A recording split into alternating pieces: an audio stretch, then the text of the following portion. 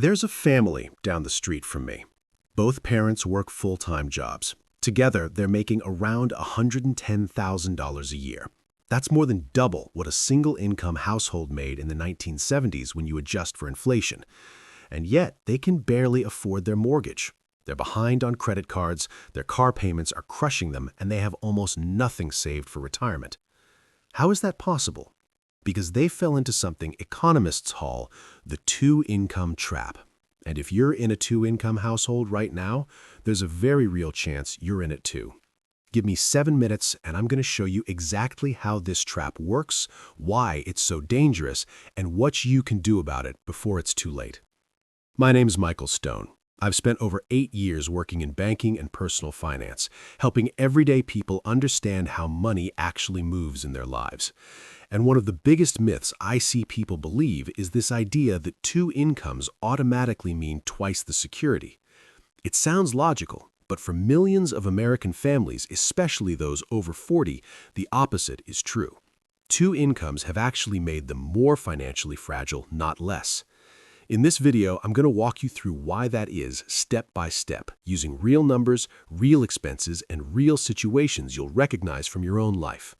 And before we dive in my previous video, Michael Johnson wrote in from Los Angeles. Appreciate you, Michael. If you're watching right now, comment your city so I can thank you in the next video too. Now, let's break this down. Go back to the 1970s for a moment.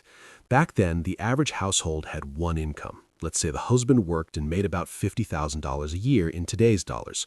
The wife stayed home. They had 2 kids, they owned a home, had a car, saved for retirement. Life wasn't luxurious, but it was stable. Fast forward to today, that same household now has both parents working. Their combined income is somewhere between $100,000 and $120,000. On paper, that should be twice as good, but look at what happened to the expenses. Housing is the first problem. In the 1970s, the median home cost about 2.5 times the household income. Today, it's closer to 5 or 6 times. So even with 2 incomes, the mortgage eats up far more of the budget. Childcare didn't exist as a major expense back then. Today, it runs anywhere from $10,000 to $20,000 per year per child, which for many families is basically a second mortgage. Transportation used to mean 1 car. Now it's 2 cars, 2 insurance policies, 2 gas bills, 2 maintenance schedules. Easily $15,000 to $20,000 a year combined. Healthcare is another hit. Even with employer insurance, families are paying $5,000 to $10,000 out of pocket every year in premiums and deductibles. So here's the reality most people miss. That second income isn't doubling your wealth. It's covering the new fixed costs that came with needing 2 incomes in the first place. You're working twice as hard just to stay in the same spot. And this is where it gets dangerous. In a one-income household, there was a built-in backup plan. If the breadwinner lost their job, the other spouse could enter the workforce. That was the safety net. Today, both people are already working. There is no backup. If one person loses their job, you don't lose half your income, you trigger a full-blown financial crisis. Because your entire lifestyle is built on 2 paychecks, losing even one can be catastrophic. Bigger house, 2 cars, daycare, debt payments, all of it depends on both incomes continuing without interruption. That's not more security, that's more risk. Then there's lifestyle inflation, and this part stings. When families go from 1 income to 2, they almost always upgrade their lifestyle. Bigger house, better cars, private school, more travel, nicer clothes. And I get it, you're working hard and you feel like you've earned it. But once your fixed costs rise to match your income, you're locked in. You can't scale back without selling the house, pulling the kids out of school, or defaulting on loans. You traded flexibility for stuff. And that's the trap. When something goes wrong, and eventually something always does, you have no room to adjust. And here's the final blind spot: retirement. Most 2-income families assume they're doing fine because the income looks high. But when you actually look at the numbers, what you usually see is almost nothing going into retirement accounts, growing credit card balances, no emergency fund, and a mortgage that won't be paid off until their late 60s or 70s.